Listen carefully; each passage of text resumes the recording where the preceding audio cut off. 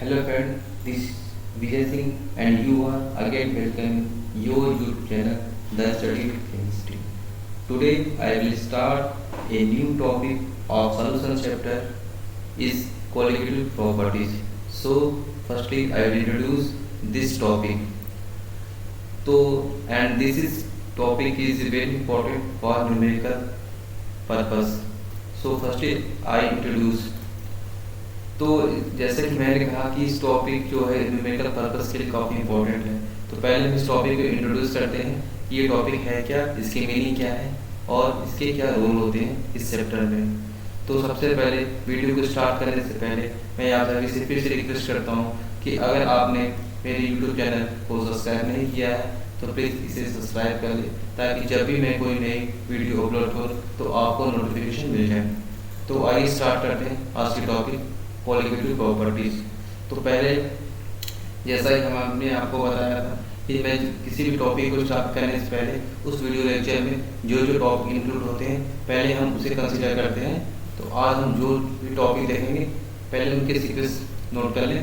First हम देखेंगे कि क्वालिटेटिव प्रॉपर्टीज क्या होती है, यानी कि सबसे पहले हम क्वालिटेटिव टर्म को ही क्लियर करेंगे। Qualitative means what, okay, and then second clear करेंगे क्वालिटेटिव प्रॉपर्टीज, ओके। थर्ड देखेंगे ऐसे कौन कौन से फैक्टर हैं जिन पे क्वालिटेटिव प्रॉपर्टी डिपेंड करती है, यानी कि factor depending upon qualitative properties.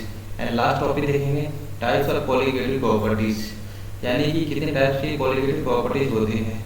और ये जो क्वालिटेटिव प्रॉपर्टीज होते हैं ये बेसिकली 4 टाइप्स होते हैं। ये मैं इनके नाम आपको लेक्चर में ही बताऊंगा। और ये टॉपिक ही वेरी इंपॉर्टेंट, क्योंकि ये topic he numerical point of view से काफ़ी इम्पॉर्टेंट हो जाते हैं, ठीक है। तो इस टॉपिक को हम वेरी रिकॉल करेंगे, यानी कि ये भी कह सकते हैं कि हम इस टॉपिक को तैयार करने के लिए इस पॉइंट ऑफ व्यू को क्लियर करेंगे, ओके। तो आइए स्टार्ट करते हैं आज की टॉपिक, ओके। तो फर्स्ट हम देखेंगे कि क्वालिटेटिव वर्ड का मतलब क्या होता है। तो देखेंगे the word qualitative has been adopted or taken from the Latin word qualitas which translate to bound together, यानी कि qualitative जो वर्ड होते हैं एक लैटिन वर्ड है, वर्ड qualitas से टेकन है या लिया गया है, जिसका बेसिक मतलब होता है bound together, यानी कि एक तरीके से ये ग्रुप में रहना। यानी कि ऐसे कुछ प्रॉपर्टीज होते हैं सॉलिड के जो ग्रुप में रहते हैं उनकी वजह से उनमें कुछ प्रॉपर्टीज या आती है या कुछ चेंजेस आते हैं, तो ऐसे ही कहते हैं कोलिगेटस या कोलिगेटिव, ओके। सेकेंड पॉइंट है in the content of defining a solution qualitative properties help us to understand how the solvent is properties are linked to the concentration of the solvent in the solution. यानी कि इस पूरे topic में हम ये देखेंगे कि किस तरीके से जो क्वालिटेटिव प्रॉपर्टी में यूज सॉलिड पार्टिकल होते हैं सॉल्यूशन के सॉल्वेंट से किस तरीके से रिलेट करते हैं या फिर लिंक करते हैं, ओके। तो इस तरीके से हमने क्वालिटेटिव वर्ड का बेसिक मतलब देखा कि क्वालिटेटिव वर्ड का बेसिक मतलब बाउंड टुगेदर, ठीक। तो आप इन्हें भूलना नहीं, आप इसके स्क्रीनशॉट ले लो ताकि आप इसके नोट्स बना सको। तो नेक्स्ट पॉइंट हम देखते हैं क्वालिटेटिव प्रॉपर्टीज। तो क्वालिटेटिव प्रॉपर्टीज अब क्या होता है। अब तक तो हमने देखा कि क्वालिटेटिव बेसिक मतलब क्या होते हैं, आप इनसे सामने इंक्लूड करके देखेंगे कि क्वालिटेटिव प्रॉपर्टीज क्या होते हैं। तो ये 3 पॉइंट ही इंपॉर्टेंट है, आप इन्हें नोट करना। Qualitative properties are those properties of a solution which depend only on the number of a particles like ion molecules of the solute in a defining definite amount of solvent but not nature of the solute। ये बड़ा important point है। हमने कहा qualitative property solution की ऐसी properties होती है जो कि सॉल्यूट के नंबर पर डिपेंड करती है और साथ ही साथ उसके मॉलिक्यूल्स पे और उसके आयन पे, और इस बात पर डिपेंड नहीं करती कि उसका केमिकल नेचर क्या है सॉल्वेंट का या फिर सॉल्यूट का, ओके। First point clear. हमने कहा आपसे कि qualitative property are those properties of a solution which depend only on the number of particles like ion molecules of the solute in a different amount of solvent but not on the nature of the solvent, okay. ये point clear. अब इस point को हम दूसरे तरीके से explain कर सकते हैं। कैसे? Colligative property are those properties of solution that depend on the ratio of the number of solute particle to the number of solid molecule in a solution. यानी कि कोलिगेटिव प्रॉपर्टीज एक ऐसी प्रॉपर्टीज होती है सॉल्यूशन की जो solute के ratio और सॉल्वेंट के रेशियो के इक्वल होती है in the solution, okay, and not on the nature of the chemical species present. यानी कि उसमें कोई केमिकल स्पीसीज प्रेजेंट हो इस बात पर डिपेंड नहीं करता। यानी कि मैं सेकेंड कह रहा हूँ, ये जो प्रॉपर्टी होती है इस बात पर डिपेंड करती है कि कोलिगेटिव प्रॉपर्टीज जो होती है वह number of solute particle and number of solvent particle के रेशियो के इक्वल होती है, और इस बात पर डिपेंड नहीं करती कि वह उसका केमिकल नेचर क्या है या कौन सी केमिकल स्पीसीज इसमें इन्वॉल्व होती है। तो कोलिगेटिव प्रॉपर्टी को एक्सप्लेन करने के लिए दो प्रॉपर्टी ही इनफ होती है, लेकिन हम थर्ड को भी कंसीडर करते हैं। Colligative properties does not depend on the mass और the identity of the solute as in non colligative properties. यानी कि जो कोलिगेटिव प्रॉपर्टीज होती है वह सॉल्यूट के मास पे भी डिपेंड नहीं करती है और ना ही उसके नेचर पे डिपेंड करती है। ठीक, ये जो आइडेंटिटी बेसिक वर्ड होते हैं, आइडेंटिटी का मतलब होता है नेचर। तो इसका नेचर क्या है, पोलर है या फिर नॉन पोलर है।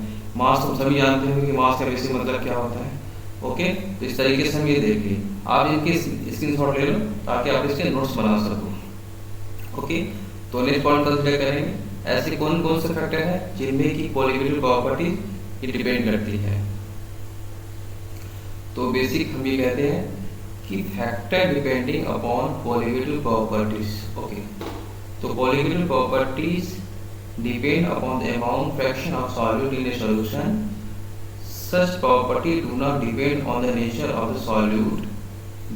They depend only upon the number of particles of solute in the solution. और these properties are include. यानी कि ये जो properties होती है कोलिगेटिव जो सॉल्यूट पे डिपेंड करती है या उसके सॉल्यूट के नंबर पे या सॉल्यूट के आयन पे या सॉल्यूट के मॉलिक्यूल्स पे, ओके। तो ये जो प्रॉपर्टीज होती है ये बेसिक 4 पॉइंट पे डिपेंड करती है, ठीक, क्योंकि ये 4 पॉइंट ही जो सॉल्यूट पे डिपेंड करते हैं, ठीक। ये तो मैंने यहाँ लिखा है only upon the number of particles of solute present in the solution, okay. This include first क्या देखेंगे, relative lowering of vapor pressure, elevation in boiling point, third depression in freezing point, and last osmotic pressure।